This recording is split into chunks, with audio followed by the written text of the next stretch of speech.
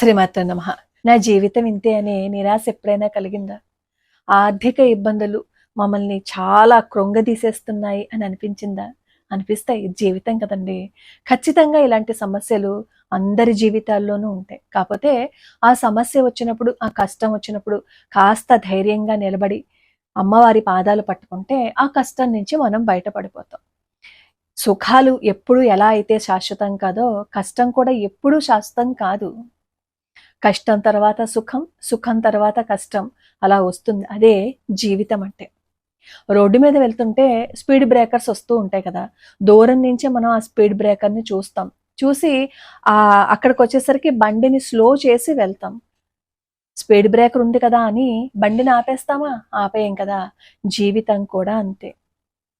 ఈ కష్టాలు అనే స్పీడ్ బ్రేకర్స్ వచ్చినప్పుడు కాస్త మన వేగం తగ్గుతుంది అంతే. కానీ నెమ్మదిగా స్పీడ్ బ్రేకర్‌ని ఎలా అయితే మనం దాటేస్తామో, ఈ కష్టాలని కూడా అలానే దాటేస్తాం. మనం భగవంతుడి పాదాలు పట్టుకుంటే. రేపు విభువన సంకష్టహర చతుర్థి. ఈరోజు రాత్రి 8కి అలా వచ్చింది. కానీ మనకి చంద్రోదయ సమయానికి చతుర్థి ఉంటేనే అప్పుడు మనం పూజ చేయాలి కాబట్టి, రేపు చంద్రోదయానికి చతుర్థి ఉంది కాబట్టి, గురువారం నాడే సంకష్టహర చతుర్థి పూజ చేయాలి. విభువన సంకష్టహర చతుర్థి చాలా విశేషమైంది. అధిక మాసంలో మీరు చేసిన పూజైన, వ్రతమైన, ఉపవాసమైన, దానమైన, పాపమైన అధిక ఫలితాన్ని ఇస్తుంది.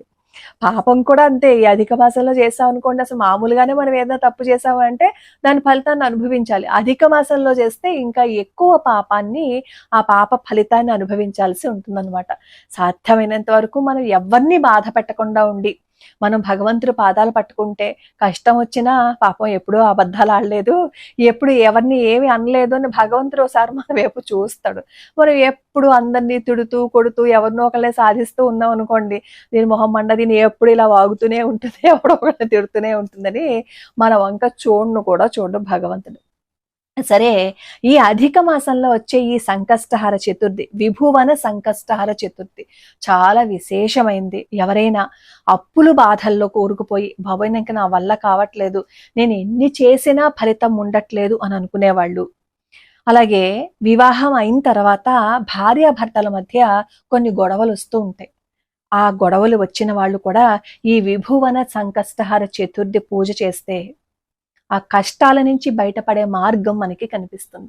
మరి ఇన్ని విఘ్నాల నుంచి మనల్ని బయటపడేసే ఈ వినాయకుడి నామాన్ని కామెంట్లో ఒక్కసారి గం గణపతయ నమః అని స్మరణ చేసుకుందామా? దీనికి సంబంధించి ఒక పురాణ కథ కూడా చెప్తారు. చంద్రసేన మహారాజు రాజ్యాన్ని చాలా ధర్మబద్ధంగా పరిపాలిస్తూ ఉంటారనమాట. ఎంత ధర్మబద్ధంగా పరిపాలించినా మన వెనకాల శత్రువులు ఉంటారు కదా, వాళ్ళు ఏం చూస్తూ ఊరుకోరు కదా. ఈ చంద్రసేన మహారాజు రాజ్యం మీదకి దండయాత్రకి వచ్చి ఆ రాజ్యాన్ని లోబర్చుకుంటాడు శత్రురాజు. అప్పుడు ఈ చంద్రసేన మహారాజు తన భార్య రత్నావళితో కలిసి అక్కడి నుంచి వెళ్ళిపోతారు అడవుల్లోకి. అడవుల్లో అలా ఇద్దరు నడుస్తూ ఉంటే ఒక చోట మార్కండేయ మహర్షి ఆశ్రమానికి సమీపంలో కొంతమంది ఎర్రటి దుస్తులు ధరించి పూజ చేస్తూ ఉంటారనమాట ఒక నది ఒడ్డున.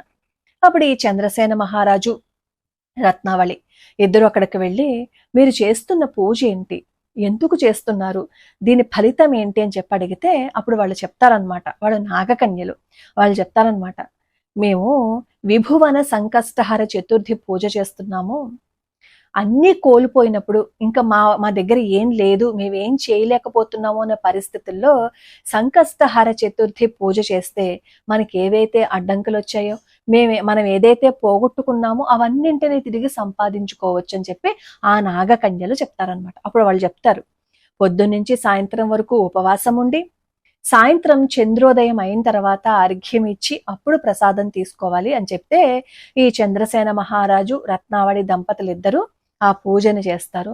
ఆ తర్వాత చంద్రసేన మహారాజు వినాయకుడి అనుగ్రహంతో రాజ్యాన్ని తిరిగి సంపాదించుకుంటాడు. మనలో చాలా మంది అనుకుంటూ ఉంటారు, నేను ఎప్పుడూ ధర్మబద్ధంగానే జీవించాను, ఎవరిని బాధ పెట్టలేదు, నాకెందుకు ఇన్ని కష్టాలు వచ్చాయని. అక్కడ ఆ చంద్రసేన మహారాజు కూడా ధర్మబద్ధంగానే ఆయన రాజ్యాన్ని పరిపాలించాడు, ప్రజలందరినీ కన్నబిడ్డలుగానే చూసుకున్నాడు, కానీ కష్టాలు వచ్చాయి. కష్టాలు వచ్చినప్పుడు కృంగిపోయి అయ్యో నా రాజ్యాన్ని ఎవడో తీసేసుకున్నాడు, ఇంక నా బ్రతుకింతే అని చెప్పి నిరాశగా అడవుల్లో పడి ఇంకా కృంగిపోయి ఒక మూలను కూర్చుని ఏడవలేదు.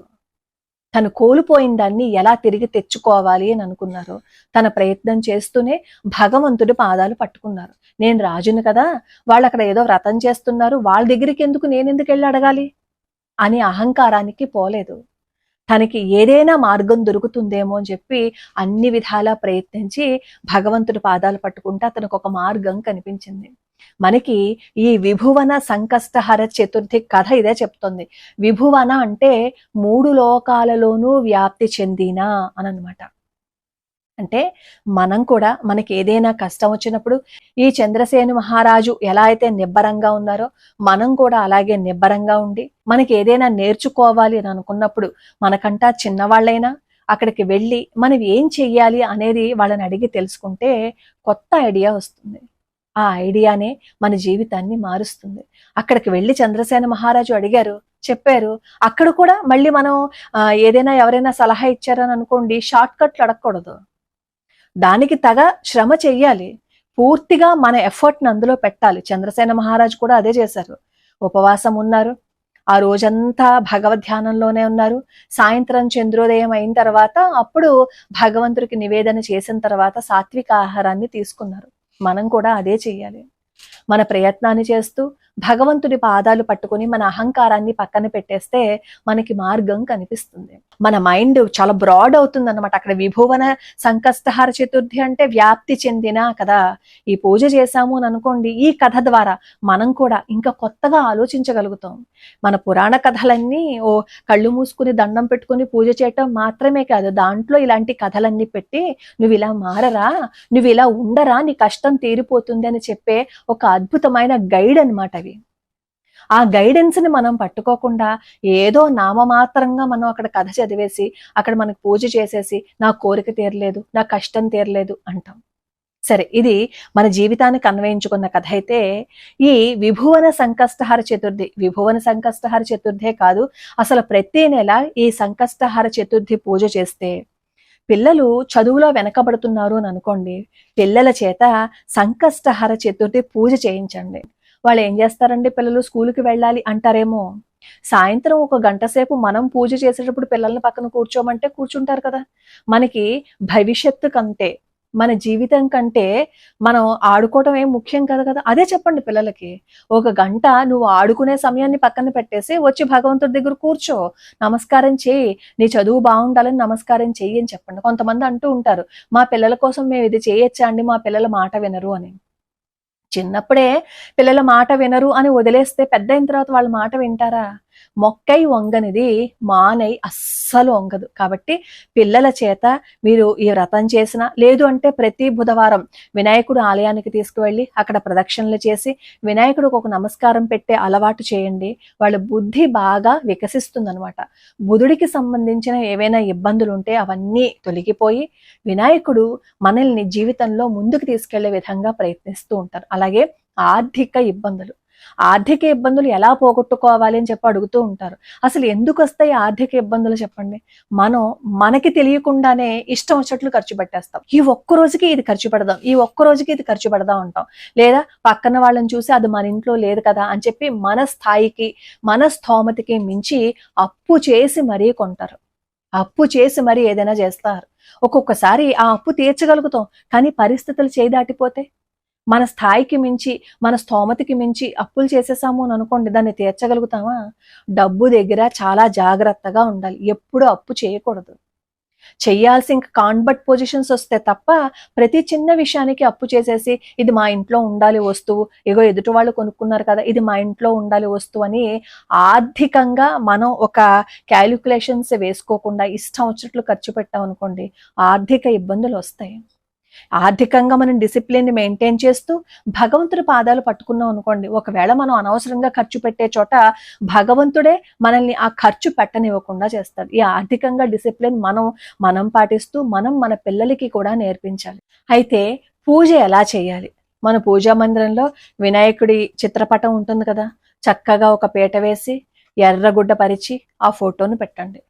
అక్షతలు గంధం సమర్పణ చేయండి. మోదకాలు గాని ఉండ్రాళ్ళు గాని సమర్పణ చేయండి నైవేద్యంగా. అలాగే గరికతోటి ఎర్రటి పూలతోటి పూజ చేయండి.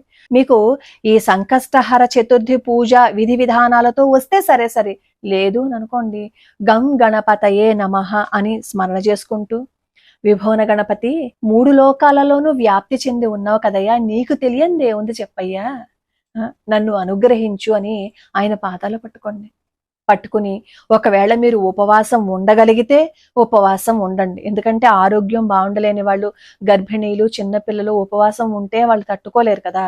కాబట్టి ఇలాంటి వాళ్ళు కాస్త పాలు పలహారం అవి తీసుకుని సాయంత్రం పూజ చేసుకుని ఒక నమస్కారం పెట్టుకోండి.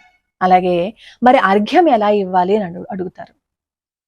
అర్ఘ్యం చంద్రుణ్ణి చూస్తూ ఒక రాగి కలశంలో పాలు, కుంకుమ, అక్షతలు వేసి చంద్రుణ్ణి చూస్తూ కింద ఒక పాత్ర పెట్టి నీటిని వదిలిపెట్టండి. మీకు అప్పుడు చదవలసిన శ్లోకం వస్తే సరే, లేదు అని అనుకోండి, మీ మాటలే మీ శ్లోకాలు, మీ మాటలే మీ ఆర్తి. అలా అర్ఘ్యం ఇచ్చేసి ఓసారి నమస్కారం పెట్టుకుని, మీరు నైవేద్యంగా ఏదైతే సమర్పణ చేయాలని అనుకున్నారో అది సమర్పణ చేసి, ఆ చేసిన ప్రసాదాన్ని మీరు కూడా ఆహారంగా తీసుకోండి. ఎప్పుడైనా సరే మనం భగవంతుడికి నివేదన చేసిన ఆహారం ఏదైతే ఉంటుందో అది ప్రసాదంగా మారిపోతుంది. ఆ ప్రసాదాన్ని ప్రతిరోజు తీసుకుంటే సగం ఇబ్బందులే అసలు ఉండవు అనమాట. అందుకే పొద్దున్నే లేచి స్నానం చేసి వంట చేయమని చెప్పేది. అందుకే ఎప్పుడో 11ంటికి అన్ని పనులు పూర్తి అయిపోయిన తర్వాత స్నానం చేసే కంటే పొద్దున్నే లేచి కాస్త గుమ్మాలన్నీ తుడిచేసుకుని స్నానం చేసి వంట చేసి నైవేద్యం పెట్టామనుకోండి, ఆ తేడా స్పష్టంగా తెలుస్తుంది. ఏది ఏవైనా రేపు విభువన సంకష్టహర చతుర్థి కాబట్టి పూజ చేసుకోవడానికి ప్రయత్నించండి. ఒకవేళ పూజ చేసుకోలేకపోయారు అని అనుకోండి, దానికోసం బాధపడక్కర్లా.